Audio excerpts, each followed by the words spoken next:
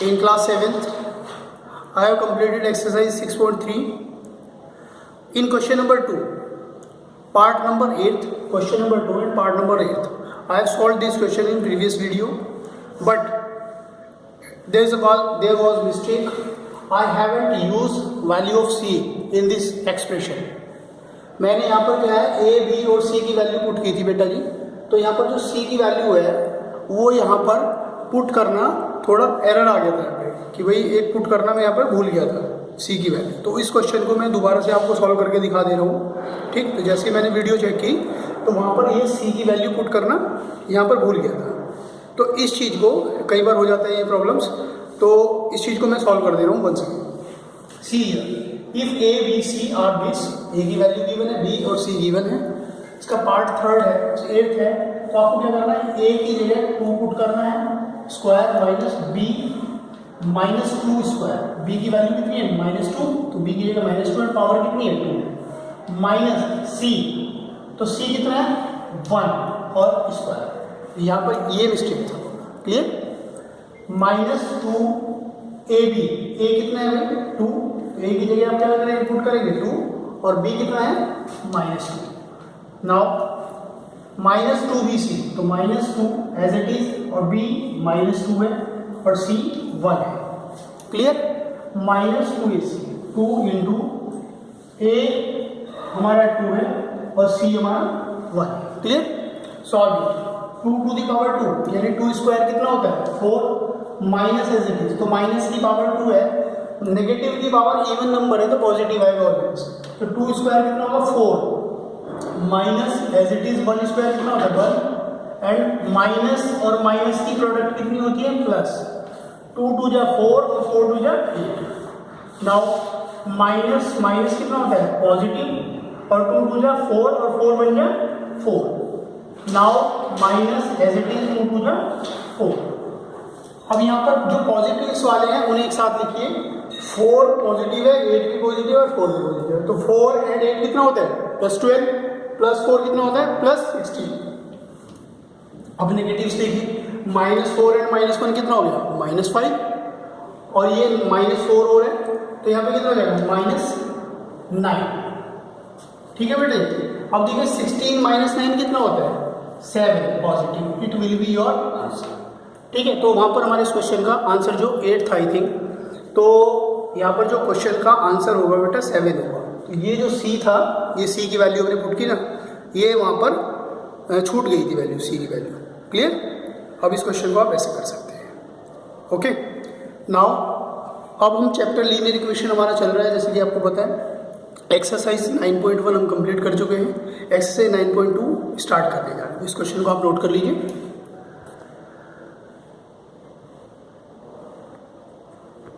C in exercise 7.2 question number 1, solve the equation by trial and error method. Equation को trial और error method से solve कर रहे हैं. तो यहाँ पर हम ट्रायल और एरर मेथड का यूज़ नहीं कर रहे हैं, जस्ट नॉर्मल आपको सॉल्व करनी है. ओके. तो ट्रायल और मेथड नहीं करा रहे हैं, आपको जस्ट सॉल्व करना है. ट्रायल और एरर में क्या होता है, हमें एक्स की वैल्यू पुट कर करके देखना होता है कि कई बार हम 1 रखेंगे, कभी 2 पुट करके देखेंगे लेफ्ट साइड में, कभी 0 पुट करके देखेंगे कि लेफ्ट में पुट करने के बाद कि राइट साइड आई या नहीं आई, ये चेक करते हैं. तो हम इसे ऐसे नहीं कर रहे हैं, जस्ट नॉर्मल इस इक्वेशन को सॉल्व करने जा रहे हैं, सिंप्लीफाई करने जा रहे हैं. ठीक है. तो आप ये ट्रायल और एरर मेथड यहाँ से कट कर दीजिए कि ट्रायल और मेथड से क्वेश्चन नहीं करना, नॉर्मल सिंपल मेथड से क्वेश्चन करना है. यहाँ पर देखिए कौन एक्स वेरिएबल है, अननोन वैल्यू है, 7 न्यूमेरिक वैल्यू और 11 भी न्यूमेरिक वैल्यू. तो फर्स्ट आपको क्या करना है कि एक्स को तो यहीं रोकना है और जो एक जैसी वैल्यूज है उन्हें दूसरी साइड भेजना है. जैसे 11 और 7 न्यूमेरिक वैल्यूज है ना, तो 11 तो अपनी जगह रहेगा लेकिन 7 को जंप कराइए, 7 उधर जाने पर नेगेटिव हो जाएगा. ओके. तो ये दोनों एक जैसी वैल्यूज हैं तो एक तरफ आ गई और उधर अननोन है. अब यहाँ पर देखिए x = 11 - 7 कितना होता है 4. It will be your answer. समझ में आया बेटा. इसका एक पार्ट और हम ले रहे हैं, एक पार्ट फोर्थ पार्ट कर रहे हैं. Part number 4. पार्ट नंबर 4 में देखिए 3x = 15/2. अब की बार कैसे है, इधर x की मल्टीप्लाई में 3 है और इधर 15/2 है. अब कुछ बच्चे क्या करते हैं 3 को उधर भेज देते हैं. 3 ऐसे नहीं जाएगा, ये मल्टीप्लाई में, जो मल्टीप्लाई में होता है वो अपोन में जाता है.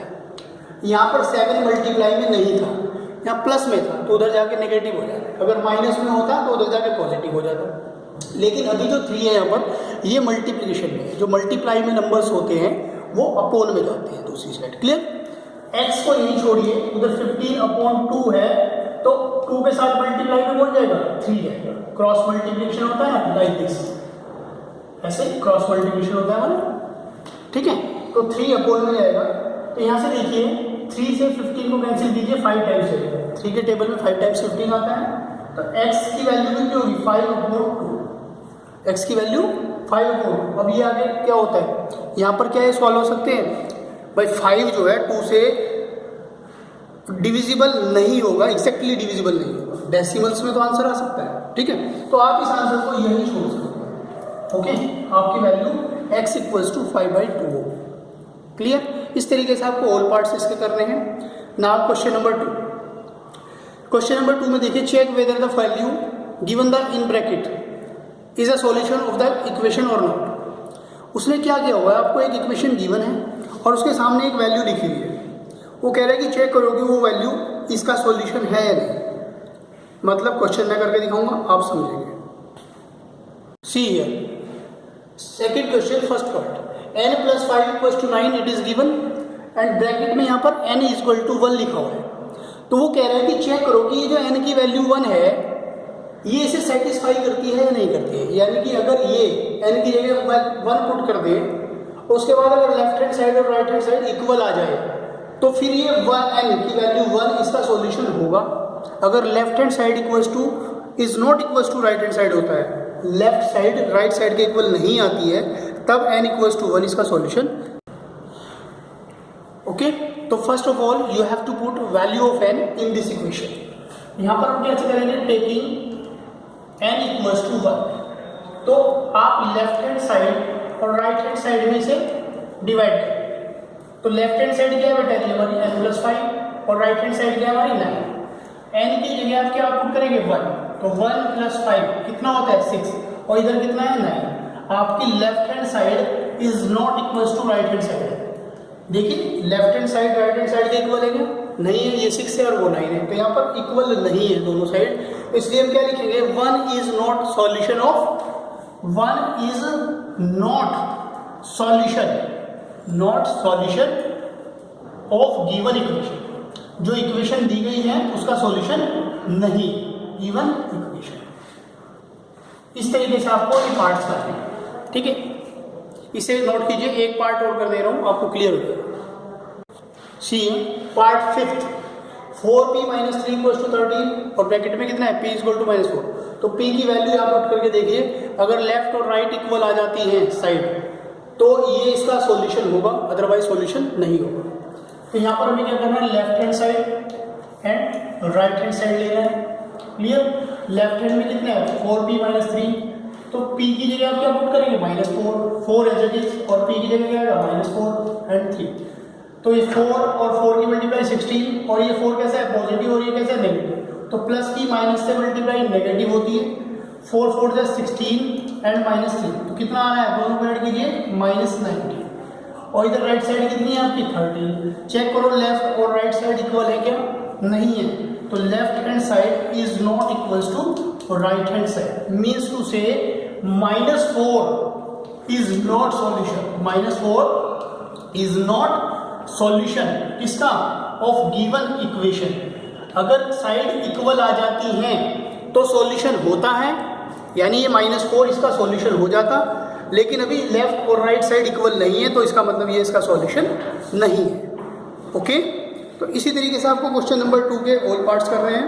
क्वेश्चन नंबर 3 देखिए, solve for x and verify your result. वो कह रहा है कि x के लिए सॉल्व कीजिए और इस रिजल्ट को वेरीफाई कीजिए। तो सॉल्व कैसे करना है, जैसे हमने जस्ट प्रीवियस क्वेश्चन किया है, क्वेश्चन नंबर 1, ऐसे सॉल्व करना है। देखिए मैं क्वेश्चन करके दिखाऊंगा, आप कैसे करेंगे, तो देखिए। सी 3 इंटू, क्वेश्चन नंबर 3 का थर्ड पार्ट ले रहे हैं, 3 × 2x - 1, 5 × x - 1। अब देखिए इस ब्रैकेट के अंदर कितने टर्म्स है, 2, एक first term 2x and second term 1। First term x है और सेकेंड टर्म 1 है। तो यहाँ पे क्या कर रहा है, इस 3 की मल्टीप्लाई हमें इस ब्रैकेट के अंदर करते हैं। तो 3 की 2x के साथ मल्टीप्लाई होगी, कितना बनेगा बेटा 6x, 3 2 जा 6 और x के साथ मल्टीप्लाई तो 6x, 3 की मल्टीप्लाई -1 के साथ तो -3 होगा, 3 1 जा 3 और प्लस और माइनस कितना, पॉजिटिव कौन है 3 और नेगेटिव कौन है 1, तो प्लस और माइनस की मल्टीप्लाई माइनस से तो माइनस, 3 1 जा 3 इक्वल्स टू सिमिलरली 5x - 5। अब क्या करना है, x वाले एक तरफ कीजिए और नॉन x दूसरी तरफ कीजिए। अब आपकी मर्जी है, आप इस 5x को उधर ले जाओ या इस 6x को इधर ले जाओ, इट डजेंट मैटर। क्लियर?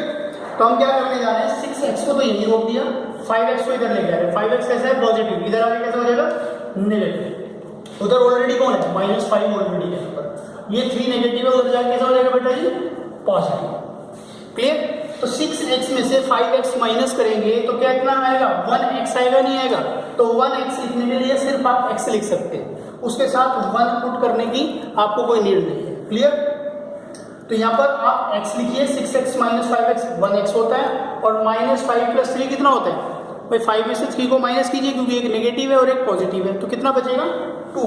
लेकिन साइन कैसा होगा, नेगेटिव या पॉजिटिव, यहाँ पर 5 और 3 में ग्रेटर कौन है 5 ग्रेटर है ना, तो जो ग्रेटर होता है उसी का साइन हम साथ में लगाते हैं। 5 का साइन कैसा है नेगेटिव, x की वैल्यू कितनी आ रही है यहाँ पर -2।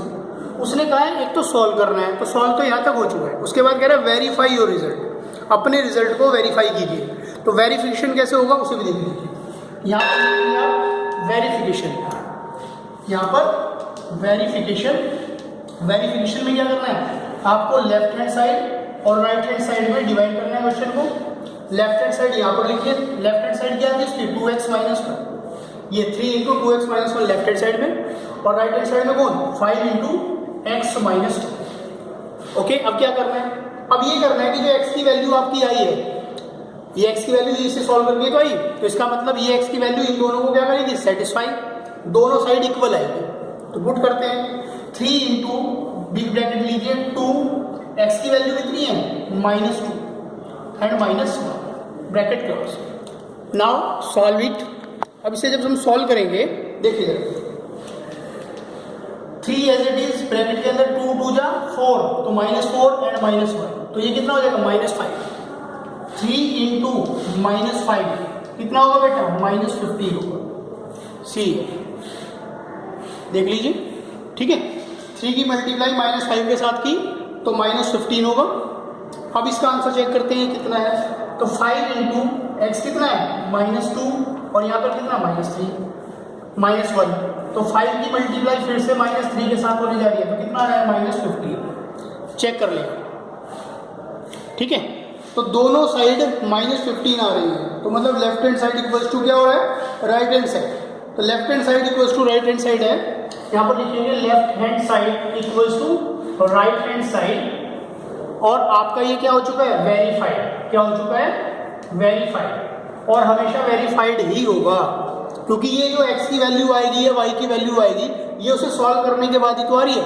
अगर ये वैल्यू इसकी है तो फिर ये क्या करेगी, इसे सेटिस्फाई भी करेगी। हमने कुछ नहीं किया, यहाँ से सिर्फ x की वैल्यू फाइंड आउट की है और इसे दोनों साइड पुट करके देखा है। अगर दोनों साइड आपस में इक्वल आ रही है तो हमारा left hand side equals to right hand side आएगा, और अगर इक्वल नहीं आ रही है दोनों साइड तो फिर ये वेरीफाई ही नहीं होगा। पहली बात तो इक्वल आएंगी डेफिनेटली अगर ये आपने सही सॉल्व किया है, अगर आपने सही सॉल्व नहीं किया है तो आपकी दोनों साइड इक्वल नहीं आएंगे। क्लियर? इसी तरीके से आपको इसके ऑल पार्ट्स करने हैं, ठीक है, इसके अलावा कुछ भी क्वेश्चन में नहीं है बेटा।